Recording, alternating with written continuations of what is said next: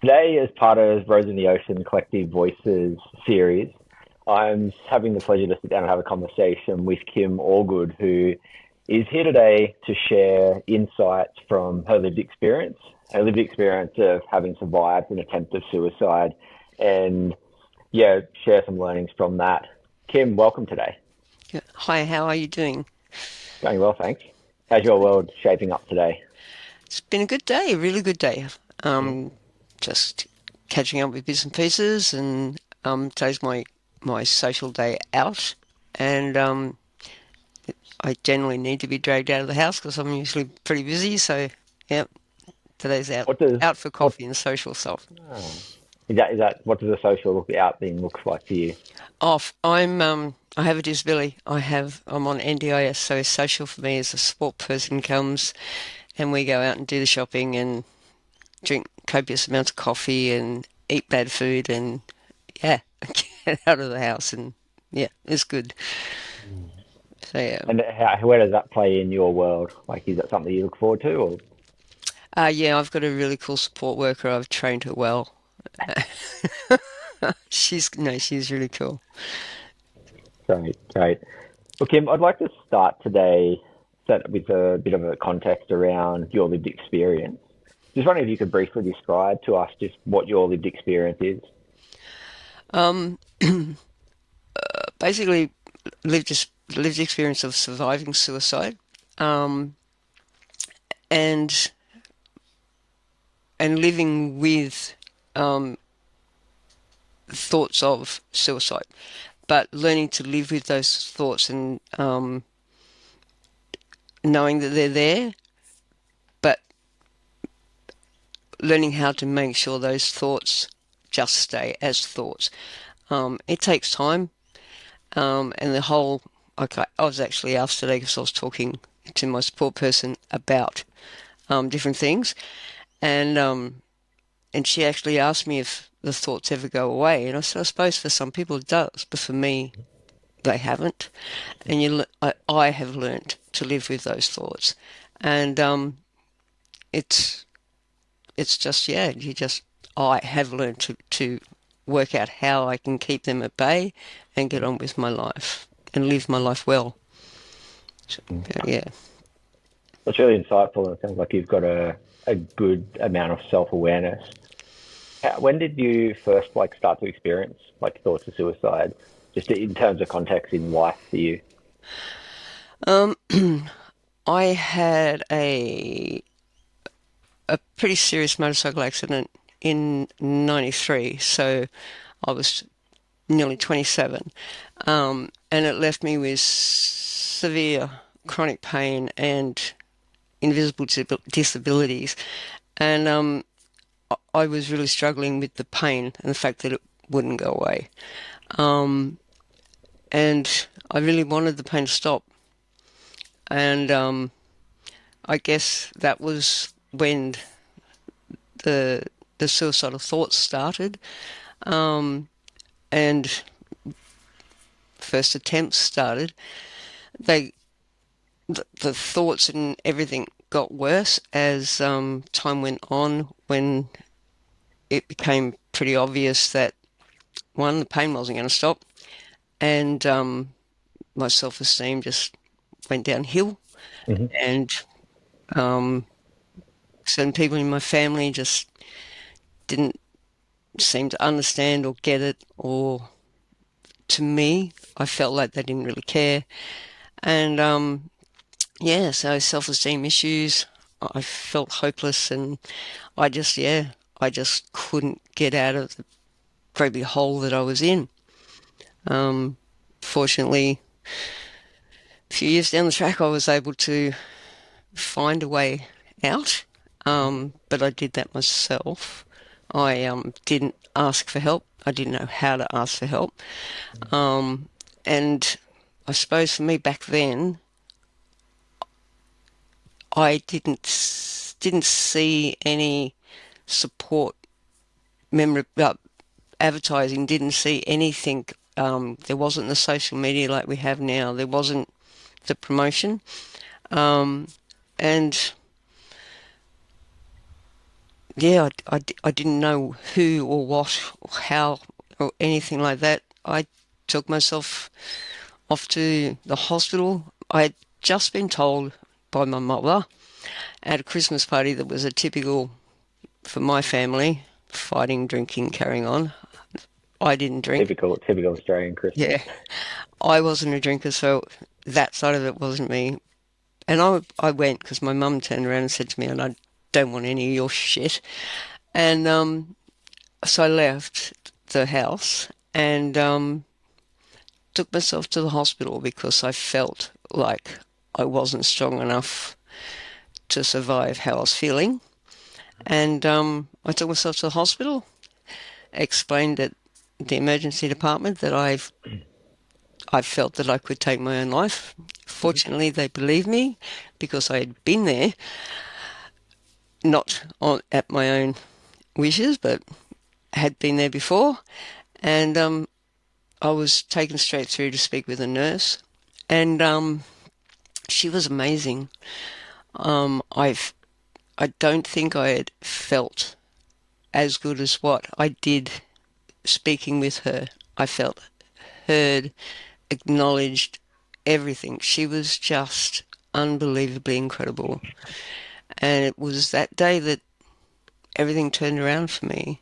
And I was able to then accept and recognize my own ability to recognize that I was worth it within myself, to appreciate myself. I didn't need to feel it from somebody else. I could see it within myself, and I had the strength. And it was thanks to this one particular one, just one nurse at the ER. So yeah. You describe that nurse as someone who sounds like really compassionate, someone who just, like you said, like listened and really validated what was going on. Can you really describe what it was like for you to experience that? Like, what did that do for you when you started to receive something that it sounds like you hadn't received before? I wondered. Um, I mean, I was in a little country town in Queensland and wondered where they found her, for starters, and why there weren't more people like her. And I still wonder because there's not enough people like that. But I just, I don't really remember, but I felt, I know I felt good. It made me feel that there was somebody there. And it didn't have to be family. And it didn't even have to be somebody I knew. It was just this random person. But there's somebody there that'll help. You just got to ask. And that was something I'd never done before. I'd never asked. So, yeah, I had to be more prepared to ask for help. And when you say you'd never asked and you hadn't really reached out before going to the hospital, Yeah. what prevented that? Um, because I'd not been heard by the people that are supposed to hear, the people that you believe you're taught that it's your family that are supposed to know these things. Your family and friends are supposed to see, supposed to hear, supposed to know.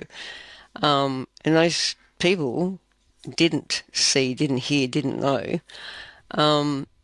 So I didn't reach out because those people didn't reach in, I guess. So yeah. When you say like you weren't heard, what weren't they hearing when you were expressing to them or not expressing to them? Um, they didn't hear me. So they didn't hear um, the times when I would eh, speak to my mum about stuff that was going on in my life. It didn't matter. What mattered was what was going on in her life, or my big brother's life, or my little brother's life. My stuff didn't matter enough to matter. It, you know, I was always shit off or put off or my shit didn't matter. Mhm. It was somebody else's stuff. Yeah. Thanks for sharing. So it sounds like you've had the polar opposite. Like you've had the start of your life. It's been about not being heard or validated, and somewhat downplayed. Like, yeah, good for you. We've got other stuff going on as well. Then you've had this experience at the hospital with the nurse. How has that influenced the rest of your life, or immediately after that? What did that do for you moving forward? Um, it made me realize, like, because this person that I didn't know took the time to hear, to listen, and make me feel valid and how I was feeling valid.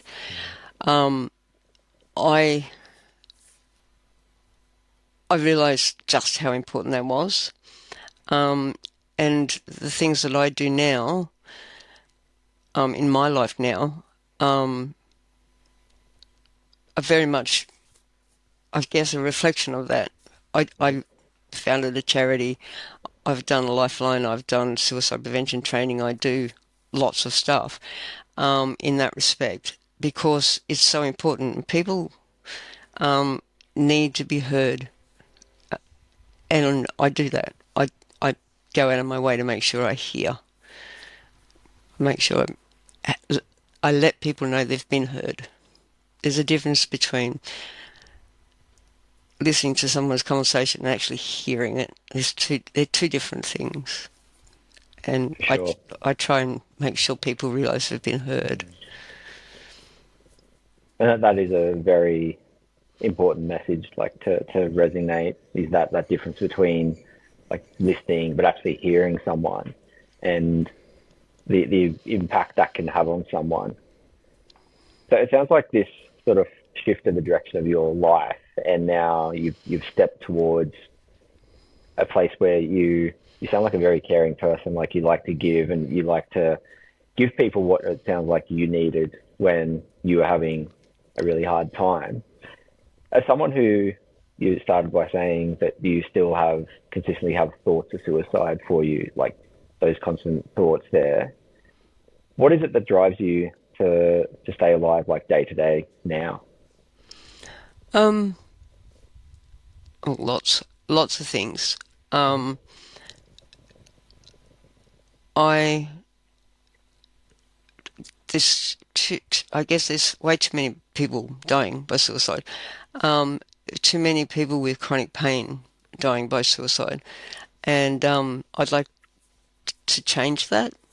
Um, I really, I'd really like to see the numbers of people dying by suicide change, and I don't want to be one of those numbers. Um,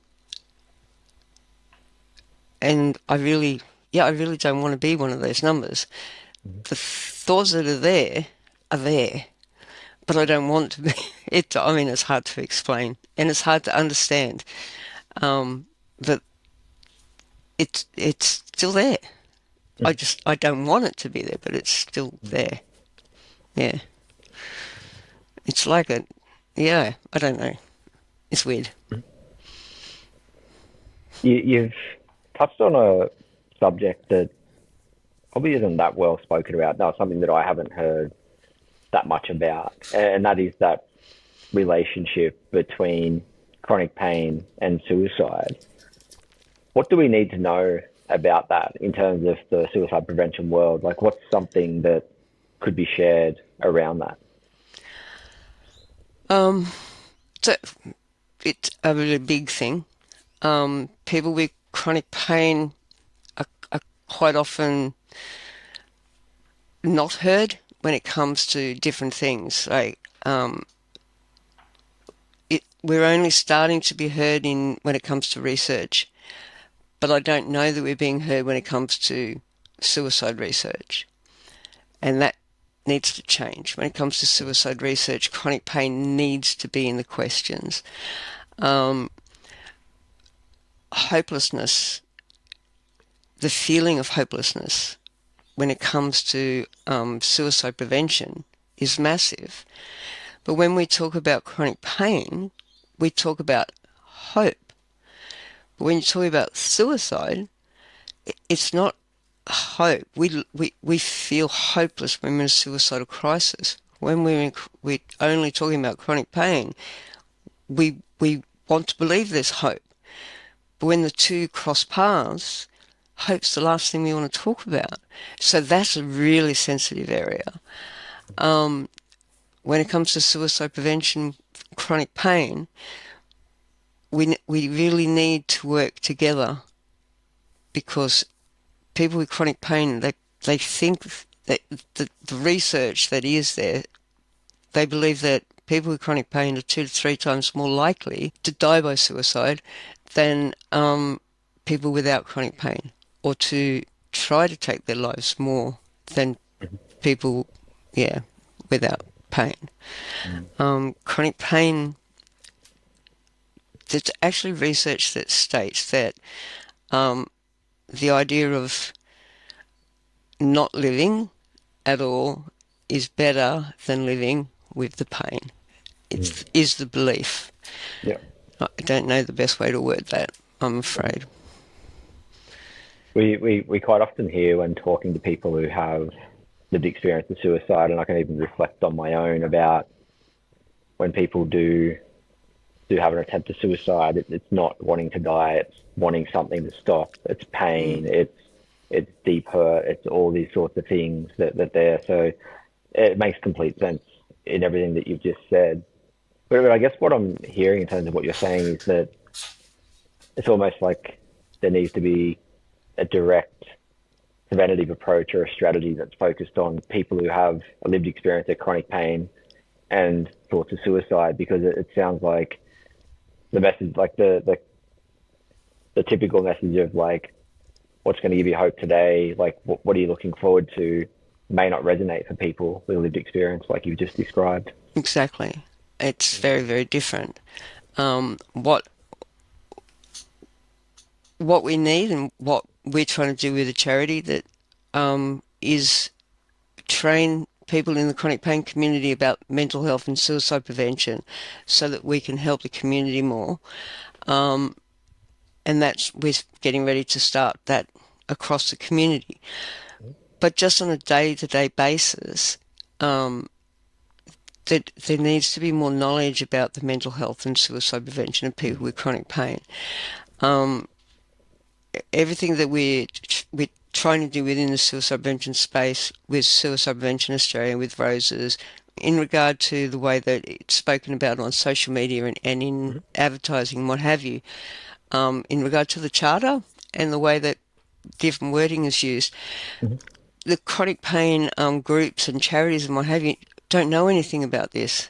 And so the wording on social media and stuff is just all wrong, and the wrong um, images and all that sort of stuff. So I want to do something to change that, so it's being spoken about correctly, and all that sort of thing as well. So there's a lot of work to be done. So much work to do. In terms of like talking with you like before this and even today, you're a very driven person and you've got these big ambitions. What role does your lived experience of suicide play in how you live as a person and I guess drive you?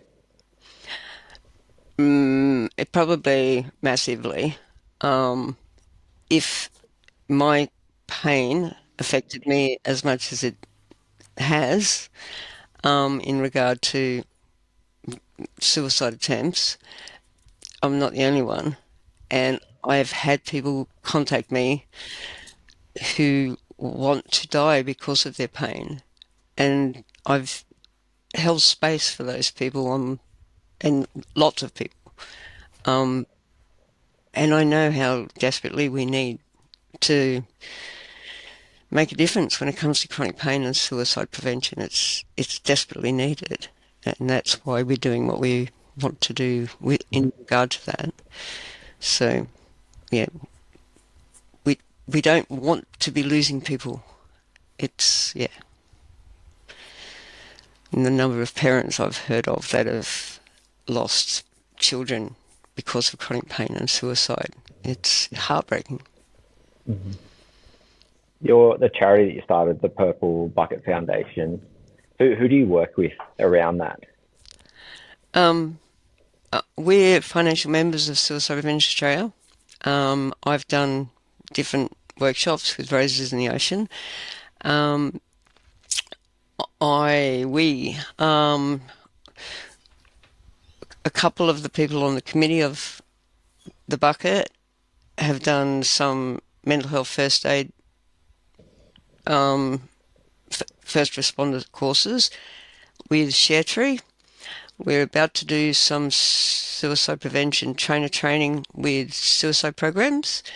Um, and we're about to start doing some training thanks to a grant we've got with not-for-profits in the chronic pain community, so that they can start learning what they needs to be done to help our community. We work with Australian Pain Management Association, Chronic Pain Australia. They're now merged, and we work with a couple of universities in Queensland to do research and help further that as well. We don't really work with anyone officially. We are our own charity as such. Yeah. So no, we just get grants and keep going. So yeah. What's it like for you to be sitting here talking with me, having just spoken a little bit about your lived experience with suicide and about the pain you deal, but then on the flip side, you're running this charity and you're out there creating all this awareness and trying to really address address it on a much broader level. What's that like for you? Like to reflect over where you've come from in life? Um, some some days it's like, oh my God, what am I doing? Um, but and no, it's this needs to be happening. Um, it's I sometimes feel quite honoured that I'm doing what I'm doing because the people that I meet are quite amazing. Um, and what it I don't know. Sometimes I feel no. I think more than anything, on a daily basis, I feel quite honoured to be. Yeah, it's quite amazing, really. And I still feel like, oh my goodness, when I meet people, you know, it's yeah, quite incredible, really.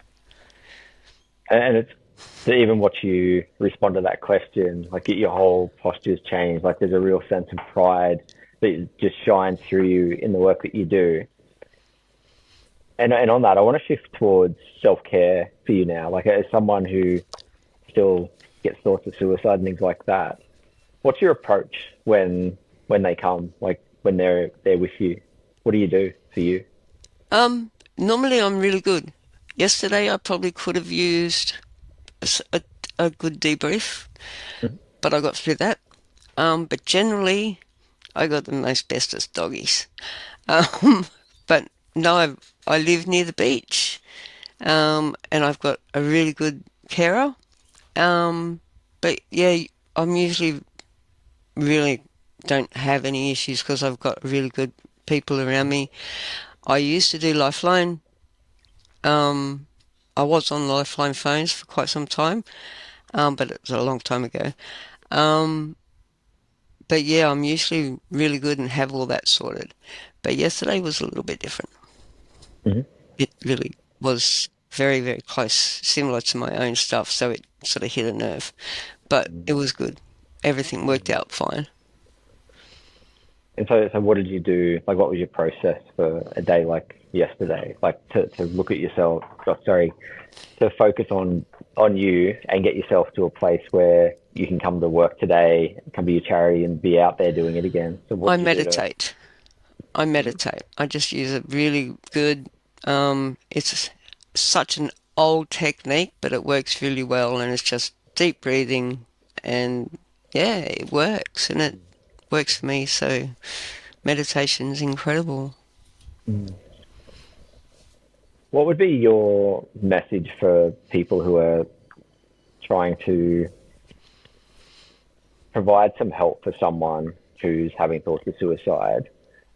So that, and I guess what I'm getting at is if we go back to the start of this conversation where you're talking about you didn't feel heard and you couldn't really speak to those people around you, what could they have done to make you feel like you could talk to them? Um, that's a hard one because these people are still the same and they'll never be any different. So I don't think it would matter what I said to them now about back then because they wouldn't change. So there's not really anything that I could say to them now. Okay. So yeah, Well, if what would you say to someone if they were having thoughts of suicide and you were coming around them? um, that would depend on what they were saying at the time. I would just hold space with them and see what they needed. Mm-hmm. It's not a case of what I would say. It would be a case of what they were needing at the time. You you can't script a conversation like that. No.